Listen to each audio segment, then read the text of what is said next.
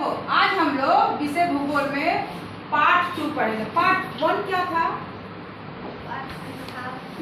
हमारा सौरमंडल। हमारा सौरमंडल मतलब पन्ना उलटना पड़ेगा। पार्ट 1 क्या था? हमारा सौरमंडल था ना। तो हमारा सौरमंडल में क्या क्या पढ़े हो? क्या क्या था?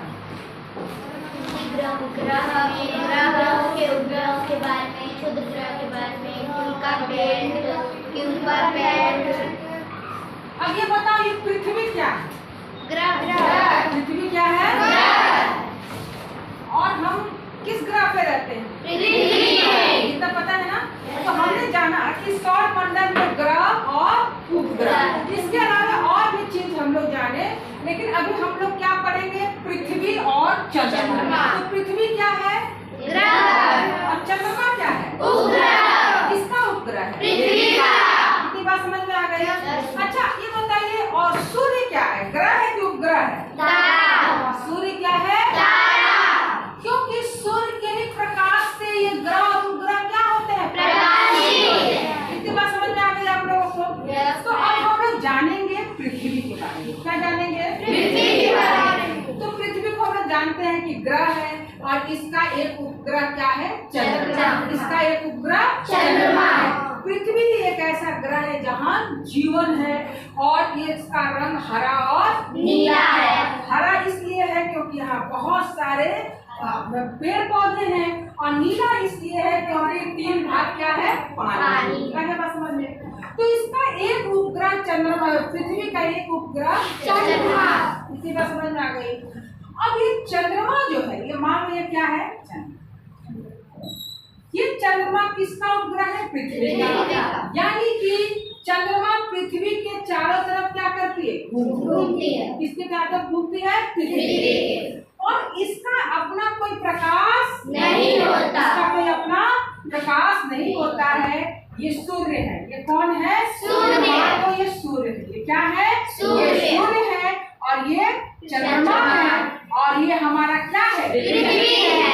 अब इसका प्रकाश यहाँ आता है किस पे? चंद्रमा पे। और यहाँ से परावर्तित होता है। परावर्तित। परावर्तित का मतलब रिफ्लेक्ट करता है। परावर्तित होकर जब पृथ्वी पे आता है, तब हमको चंद्रमा क्या होता है? चमकता हुआ दिखाई देता है। तो जो चमकता हुआ चंद्रमा दिखाई देता है, उसी को हम कहते हैं मून लाइट। क्या कहते हैं? Moon light. उसी को हिंदी में कहते हैं कि आज चांदनी रात है। आगे बात समझ में? यानी कि इसका कोई प्रकाश नहीं है। सूर्य के प्रकाश से ये परावर्तित होकर कहाँ आता है? पृथ्वी पे। और तब हमको चंद्रमा चमकता हुआ दिखाई देता है। कितना चंद्रमा का बात समझ में आ गया? कोई दिक्कत? अब एक और चीज जाने, चंद्रमा जो है पृथ्वी का 1/4 भाग है। इसका जो व्यास है, व्यास का मतलब जानते हो ना? हाँ या ना? नहीं जानते तो देखो, ये सर्कल है। ये क्या है? सर्कल। तो किसी को मान लिया प्रोटेक्टर लेके ऐसे खींचते हैं ना, तो यहाँ से यहाँ तक इसको त्रिज्या कहते हैं, रेडियस कहते हैं। क्या कहते हैं? त्रिज्या। ये दोनों मिला के क्या हो गया? व्यास। इसको क्या कहते हैं? व्यास। तो कहा जा रहा है कि पृथ्वी के व्यास का 1/4 भाग। 1 क्या है? 4 भाग। यानी कि ये 20 है, तो 20 को 4 से काटेंगे तो क्या होगा? क्या होगा? 5। यानी कि ये 5 रहेगा चंद्रमा, और ये क्या रहेगा? 20। इतना बात समझ में आ गया? इतना का अंतर है। अंतर समझ में आ गया कि ये क्या है? 20 है, तो ये क्या है? 5। कम हुआ इससे? हुआ कि नहीं कम? ठीक है। तो जब ये कम हुआ, तो आपको पता है कि पृथ्वी के गुरुत्वाकर्षण बल है? गुरुत्वाकर्षण बल है ना? तो जब ये इसके चौथा भाग है, इससे कम है, तो इसका गुरुत्वाकर्षण बल भी क्या होगा? क्या होगा? क्या समझ में आ गया? पृथ्वी के गुरुत्वाकर्षण बल की अपेक्षा इसका गुरुत्वाकर्षण बल कितना कम है? 1/6। 1/6 समझ में आ गया? छठा भाग है। कितना भाग है? छठा भाग। तो इसका गुरुत्वाकर्षण बल क्या है? कम है। कम होने के नाते पृथ्वी पर अगर जो हमारा वजन कितना है? 7। कितना है? 7। तो इसका वजन क्या हो जाएगा? 10 केजी। इसका क्या हो जाएगा? 10 केजी। आगे 6 से इसको भाग दोगे कितना हो गया 10। कितने बार समझ में आ गया? पृथ्वी पे अगर जो मैं 60 केजी की हूँ तो चंद्रमा पे हमारा भार कितना हो जाएगा 10 केजी। ये बात समझ में आ गया? कितनी समझ में आ गया? इसी तरह से पृथ्वी पे अगर जो मैं जंप करती हूँ, क्या करती हूँ? जंप, छलांग 1 मीटर लगाती हूँ। कितना मीटर लगाती हूँ? 1 मीटर लगाती हूँ तो वो छलांग चंद्रमा पे कितना हो जाएगा? 6 मीटर। कितना हो जाएगा? 6 मीटर। इतनी बात समझ में आई कि नहीं आई? इतनी बात समझ में आ गई? इसीलिए पृथ्वी हमको खींच के रखते हैं, इसीलिए हम क्या करते हैं? चलते हैं। अगर जो पृथ्वी खींच के नहीं रखती तो चंद्रमा के तरफ भी हम क्या करते? उछल उछल के चलते। तो इसका कारण क्या है? गुरुत्वाकर्षण बल। इसका क्यों गुरुत्वाकर्षण बल? क्योंकि इसके पृथ्वी का 104वां भाग इसका क्या है? इसका व्यास है। किसके? पृथ्वी का। चंद्रमा का व्यास क्या है? 1/4 भाग है। कितनी बात समझ में आ गई? तो चंद्रमा का अपना कोई प्रकाश नहीं होता और चंद्रमा का गुरुत्वाकर्षण बल 1/6 है। 1/6 भाग है और चंद्रमा पृथ्वी का इसका व्यास क्या है? 1/4। 1/4। कितनी बात समझ में आ गई? अब आप लोग को पता है कि पृथ्वी क्या करती है? अपनी धुरी पे घूमती है। उसको क्या कहते हैं हम? परिभ्रमण। और जो सूर्य का चक्कर लगाती है उसको समझ में आ गया? इसी तरह से मान लो कि ये पृथ्वी, ये क्या है? पृथ्वी है। आइए हमारा क्या है? चंद्रमा होगा ना, जब 6वां भाग है, 4वां भाग 1/4 तो छोटा होगा, है ना? आई बात समझ में?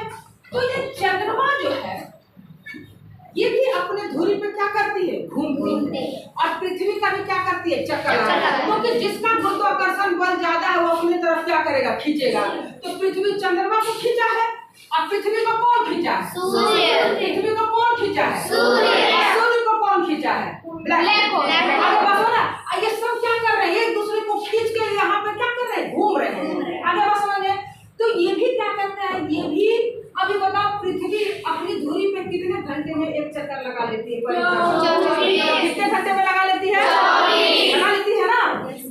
और सूर्य का परिक्रमण कितने घंटे में कर लेती है? कितने में? 365 दिन में क्या कर लेती है?